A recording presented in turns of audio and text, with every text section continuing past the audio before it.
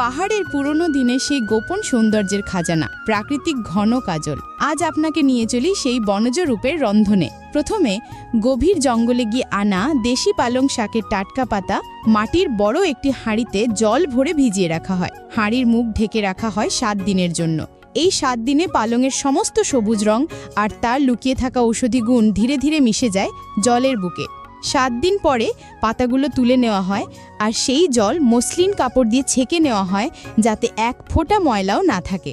এবার সেই ছাঁকা জলে মেশানো হয় খানিক কড়া চুনের টুকরো। এতে নং হয় গভীর, গুণও হয় দ্বিগুণ। কিছুক্ষণেই নীলাভ ফেনা ফুটে ওঠে আর সেখানেই লুকিয়ে থাকে এই কাজলের আসল জাদু। এই ফেনাগুলো আলাদা করে একেবারে পরিষ্কার পাত্রে তুলে রাখা হয় ঠান্ডা ও অন্ধকার জায়গায় 20 দিনের জন্য। সেই সময়ের মধ্যে ফেনা জমে ওঠে, তৈরি হয় কাজলের মূল ভিত্তি। এবার শুরু হয় কাজলের তেজ তৈরি, বিশেষ এক ভেষজের নির্যাস যাতে